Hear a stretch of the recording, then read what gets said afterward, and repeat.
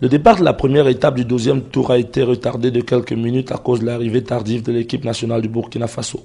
Bon, c'est un petit contretemps dont l'organisateur n'est pas responsable, c'est plutôt la fédération burkinabé qui n'a pas pris les bons vols d'avion. Mais bon, on va quand même les attendre, on va patienter un petit peu, il faut qu'ils puissent participer. Ce serait dommage que le Burkina ne soit pas au départ quand même. Pendant ces 30 ans d'expérience, le commissaire de l'UCI a vécu pire scénario. Ça peut arriver, un avion en panne, il manque un pilote. L'année passée, quand je suis venu, j'avais 4 heures de retard parce qu'il n'y avait pas de pilote dans l'avion. Moi, je ne sais pas, c'est peut-être la même chose avec l'avion du Burkina, mais on va les attendre, il faut être sportif. 10h45, le peloton de 69 coureurs respecte l'exécution de l'hymne national du Cameroun et la caravane se dirige vers Bafia pour les 121 km de l'étape. Après l'échangeur d'Olembe, à seulement 12 km du parcours, le Congolais Roland Kevin Tikaya chute et se retrouve sous le vélo d'un Ivoirien. Le peloton qui roule à une vitesse relativement lente évite la chute collective. Les Rwandais imposent le rythme en tête de peloton et les Camerounais Zeke Jérémy et Robert Fosing n'en sont pas d'accord. Ces derniers lancent une première secousse au peloton. Après la calmie, ce sera au tour de Ghislain Sikandi et Hervé Raoumba de mettre la vitesse. Ghislain n'a pas de chance, une moto sortie de nulle part en sens inverse le percute. La violence de l'accident peut se voir sur l'état du vélo en pièces détachées et récupérable sur la chaussée.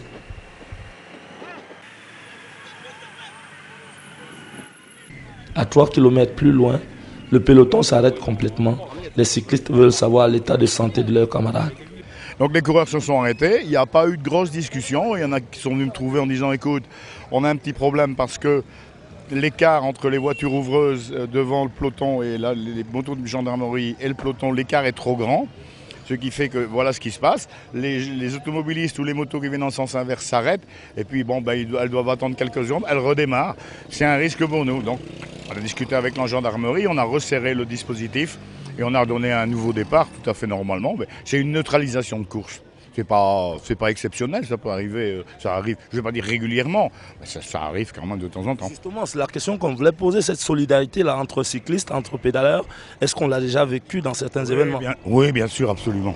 Absolument, il y a toujours des événements, c'est surtout quand il y a un événement, un coureur est blessé, c'est grave, ou que ça porte, disons que quand les circonstances de course risquent de porter atteinte à la sécurité des coureurs.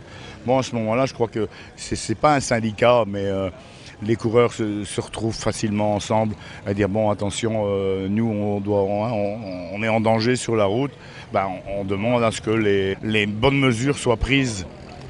Bon, c'est ce qui s'est passé, il n'y a rien. Et ça s'est fait très calmement, très gentiment, il n'y avait aucun problème.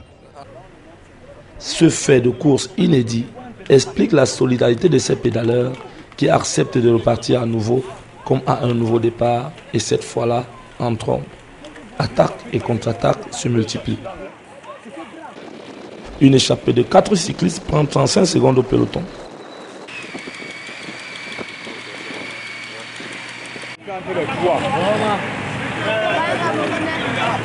Elle sera rattrapée. Puis Clovis Kamzon Abosolo va prendre les choses en main pour traverser le premier la ligne d'arrivée après 3h08 minutes et 3 secondes. Zeke Jérémy et Drago Rasmane vont compléter le podium. Nous avons constaté que les Rwandais ont voulu tenir le peloton pour arriver dans le temps pour pouvoir gérer les étapes de montagne. Mais bon, à mi-course, nous avons décidé de prendre la course à main. Ça fait vraiment plaisir que nous avons vraiment été solitaires, nous, les coéquipiers camerounais.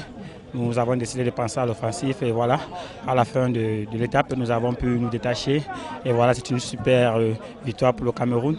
Donc je tiens à féliciter tous les coureurs camerounais et tout le staff technique en général. La tactique a été là.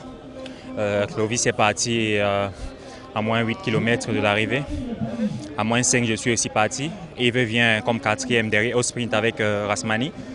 Alors ça a été un travail d'ensemble. À plusieurs reprises, on a tenté des coups. Par exemple, l'accident de Sikadi, en route, c'était justement un coup qu'on tentait comme ça. Je suis navré pour lui, mais je crois que cela nous a aussi remotivés et nous sommes fiers de la prestation.